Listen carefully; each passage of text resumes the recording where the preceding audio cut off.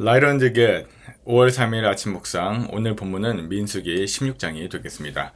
오늘 본문을 보면 레위지파 사람 고라라는 사람이 등장을 하죠.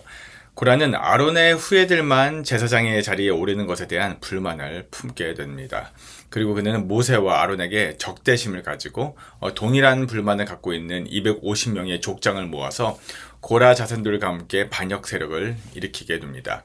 이러한 리더십을 향한 반역 행위는 오랜 시간 광야를 떠돌며 심신이 지치고 불만이 고조되었던 이스라엘 회종들의 지지를 얻게 되었습니다.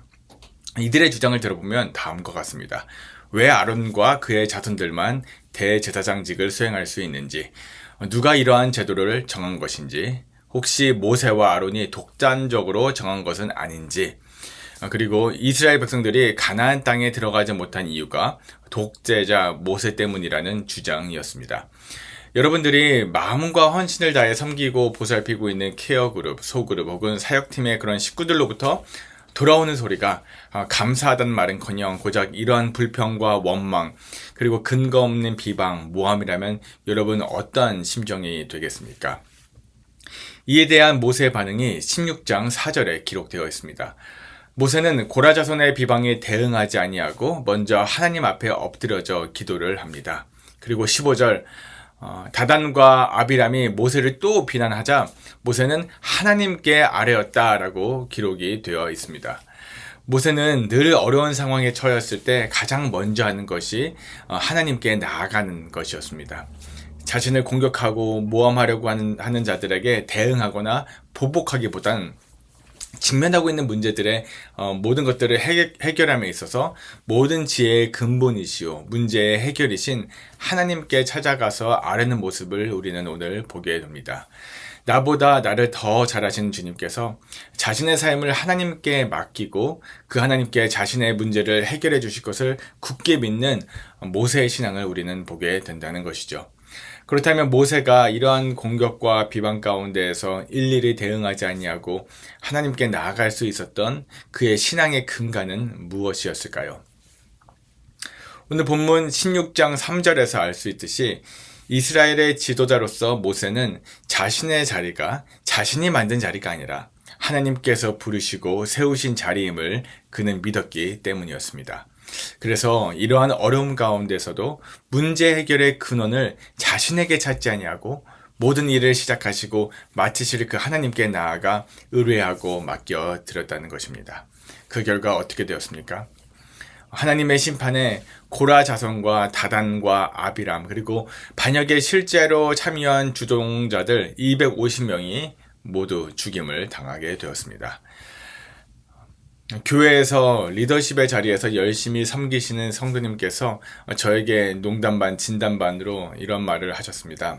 목사님, 제 안에 요즘에 섭섭마귀가 들어와서 저를 시험 들게 하네요.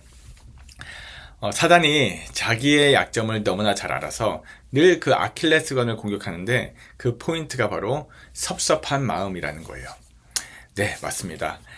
교회를 열심히 섬기고 특별히 리더십의 자리에 있다 보면 나의 선한 의도와 행동들을 알아주기보단 칭찬과 격려의 소리보다는 때로는 부정적인 소리가 들려올 때가 종종 있습니다. 그래서 우리는 시험에 들리죠. 그리고 이러한 감정이 격해진 가운데 문제 해결을 하다 보면은 도리어 더 큰 관계의 문제들이 일어나게 됨을 우리는 종종 경험하게 됩니다. 하지만 내가 서 있는 이 자리가, 이 섬김의 자리가 하나님께서 부르신, 하나님께서 기름 부어주신 자리임을 내가 믿는다면 문제 해결의 길을 내가 주는 것이 아니라 그 문제로 인해서 내가 그 사명을 내려놓는 것이 아니라 그 문제를 통해서 하나님의 뜻을 이루어 가실 하나님의 일하심을 바라보는 그런 믿음으로 나아가야 할 줄 믿습니다. 하나님께서는 사명을 감당하는 자들을 결코 방관하지 아니하십니다. 철저하게 지키시고 세우시는 분이십니다. 다만 그 방법과 시간이 나의 생각과 다를 뿐이지 결국 하나님께서는 사명자들을 통해서 이 땅 가운데 하나님의 뜻을 세워가실 뿐만 아니라 중요한 것 하나, 하나님의 방법으로 사명자들을 세우시는 하나님이신 줄 믿으시길 바랍니다. 사자는 파리를 쫓으려 하지 않는다라는 말이 있습니다. 동물원에 있는 사자를 보면요, 파리를 그 사자의 얼굴을 보면 파리가 그 근처에 왱왱거리면서 맴돕니다. 하지만 그럼에도 불구하고 사자는 이 파리떼를 쫓으려 하는 어떠한 행동도 취하지 않습니다. 동물의 왕 사자의 안중에는 파리 따위는 없기 때문이죠. 저와 여러분, 우리 모두는 주님의 부르심을 받은 사명자입니다. 마찬가지로 나를 서운하게 만드는 내 환경, 앞뒤 양옆에 내 시선이 고정되는 것이 아니라 나를 부르시고 기름 부어주신 하늘에 계신 만물의 주관자 되시는 그 하나님만 바라보며 하나님께서 주시는 사명의 렌즈로 사람을 바라보고 세상을 바라보시는 능력 있는 하나님의 사명자로 세워지시는 저와 여러분들 되시기를 주님의 이름으로 축복합니다. 기도하시겠습니다. 하나님 아버지, 오늘 말씀을 통해 우리의 시선을 다시금 주님께 향하게 하시니 감사합니다.